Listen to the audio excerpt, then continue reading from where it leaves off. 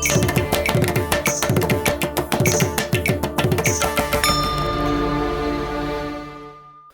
பார்வதிபதஜே அரஹர மகாதேவா. தென்னாடுடைய சிவனே போற்றி, எந்நாட்டவர்க்கும் இறைவா போற்றி.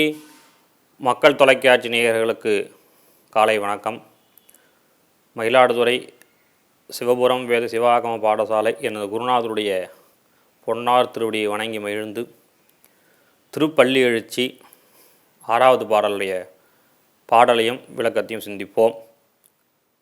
பப்பர வீட்டிருந்து உணரும் நின்னடியார் பந்தனை அறுத்து வந்தறுத்தார் அவர் பலரும் மைப்புறு கண்ணியர் மானுடத்து இயல்பில் வணங்குகின்றார் அங்கின மணவாளா. செப்புறு கமலங்கள் மலரும் தன் வயல் சூழ் திருப்பெருந்துறையுற சிவபெருமானே, இப்பிறப்பறுத்து எமையாண்டருள் புரியும் எம்பெருமான் பள்ளி எழுந்தருளாயே. பாடலுடைய விளக்கம். பார்வதியின் துணைவனே,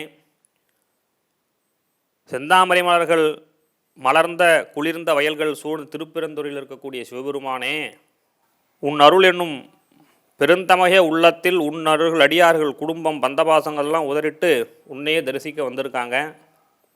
மை தீட்டிய பெண்கள் மனித இயல்புக்கு ஏற்றவாறு தரிசனம் பண்ண வந்திருக்காங்க. எங்களுடைய பிறப்பை நீக்கி எங்களுக்கு அனுகிரகம் செய்யணும், பள்ளி எழுந்தருளாயே, எம்பெருமானே எந்திரிப்பாயாக அப்படிங்கிற மாதிரி இந்த பாடல். மாணிக்க வாசகர் மட்டும் அல்லாது சமயத்தில் ஈடுபடுபவர்கள் அனைவரும் பெரிதும் வேண்டுவது பிறப்பில்லாத வாழ்க்கை. நம்ம நிறைய இந்த பாடல்லிருந்து எல்லாத்தையும் சிந்திக்கிறது பிறப்பில்லாத வாழ்வு தான். மீண்டும் பிறப்பு இருக்கக்கூடாது, பிறப்பு அறுக்கணும் அப்படின்னு தான் நிறைய இடத்துல சமயக்குறவர்கள் நால்வருமே எல்லா தேவார திருவாசக பாடல்களில் பதிவு பண்ணிகிட்டே வராங்க. பந்தபாசங்களை விட்டு உலட்டு நம்ம சுவாமிகிட்ட வரணும். பந்தபாசங்களை நம்ம சுவாமியோட தரிசனம் பண்ண முடியாது. அந்த மாதிரிலாம் வந்து நிற்கிறாங்களாம். அதாவது பந்தபாசத்தை விட்டவர்களும் அம்மா அப்பா குழந்தை அந்த மாதிரிலாம் அந்த பந்தபாசத்தில் சிக்காமல் இருக்கிறவங்களும் சுவாமி தரிசனம் பண்ண வந்திருக்காங்க.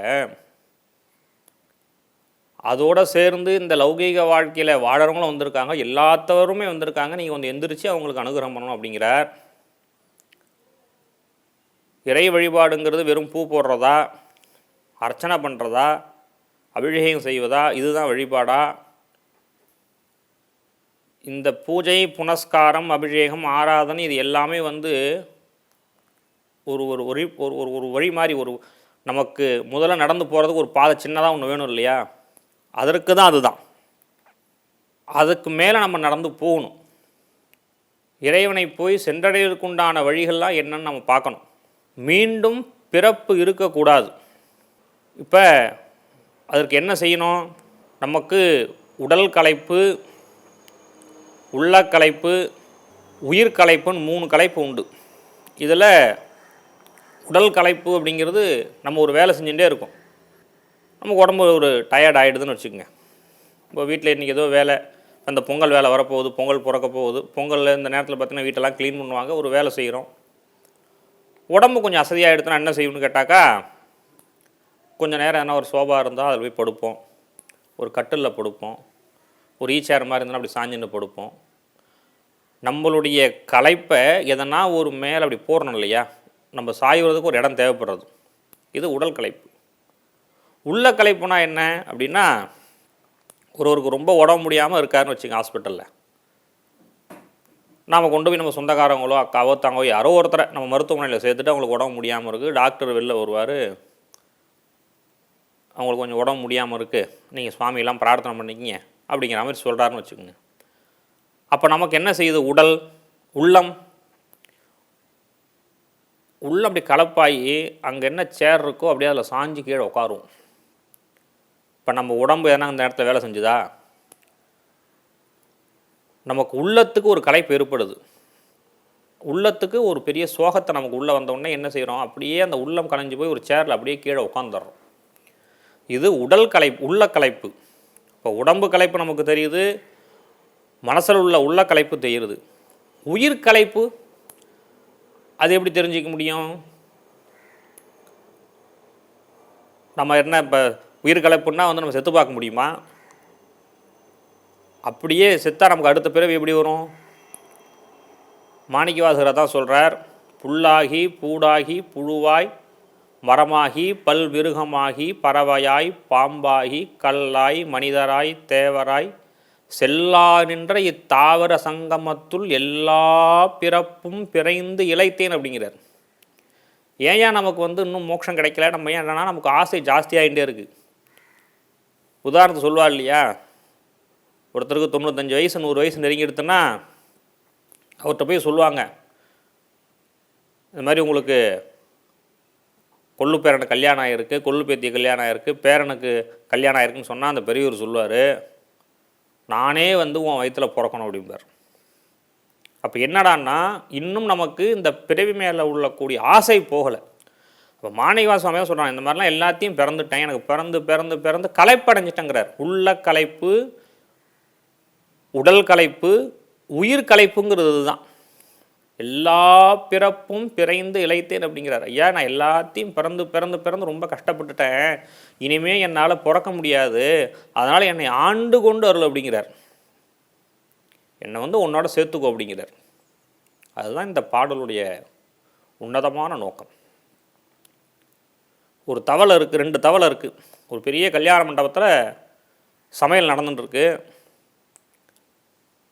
2 சட்டியிலையும் நிறைய பேருக்கு போகிறதுக்காக தயிர் வச்சுருக்காங்க. தயிர் உர குத்தி தயிர் 2 சட்டியிலும் வச்சுருக்காங்க. பெரிய சட்டி 2 சட்டியில் 2 தவளை இருக்குது. 2 தவளையும் விளையாடிகிட்டே என்ன பண்ணுதுன்னா, ஒரு தவளை ஒரு சட்டிலையும் இன்னொரு தவளை இன்னொரு சட்டிலையும் விழுந்துடுது. உள்ளே விழுந்ததுக்கப்புறம் தான் தயிர் பாத்திரத்தில் விழுந்துட்டோம்னு தவளைக்கு தெரியுது. அதில் ஒரு தவளை என்ன செய்யுதுன்னு கேட்டாக்கா, அந்த தயிரை ருசி பார்க்குது. அதுக்கு சந்தோஷம் தாங்கலை.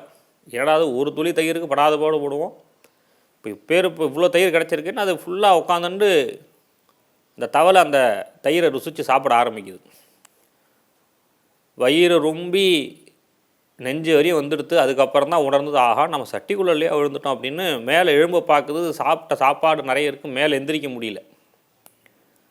இந்த தவளை தான் நம்ம மீண்டும் மீண்டும் லௌகீக ஆசையில் விருப்பப்பட்டு விருப்பப்பட்டு விருப்பப்பட்டு மேலே வராமல் அதுக்குள்ளேயே உழன்று சாகிறது. இன்னொரு தவளை அந்த தயிர்லேயே கையும் காலையும் உதச்சி உதச்சி உதச்சி உதச்சி மேலே ஏந்தி வந்துடுது. அந்த தவளையில் தான் மாணிக்கவாசகர் மாதிரி, ஆஹா இந்த ஆசாபாசத்தில் போய் சிக்கக்கூடாது, மீண்டும் மீண்டும் பிறைந்து இழக்கக்கூடாது அப்படின்னு சொல்லிட்டு இறைவனோடு கலக்க வேண்டும்ங்கிறது ஒரே நோக்கத்தோடு அந்த பிறவியை முழுவதுமாக ஆட்கொண்டு அருளினார் அப்படிங்கிறது இந்த பாடலுடைய தத்துவம். ஆகவே மனிதராகிய நாமும் உன்னத நிலை அடையணும்னா இந்த பிறவி பெருங்கடலுங்கிறதுல நம்ம நீந்தி வெளியில் வரணும். அது வந்தால் தான் நமக்கு சரணாகதி என்னக்கூடிய வீடு பேறு கிடைக்கும், நம்மளுடைய பிறப்பின் நோக்கத்தை நம்ம அடைய முடியும்.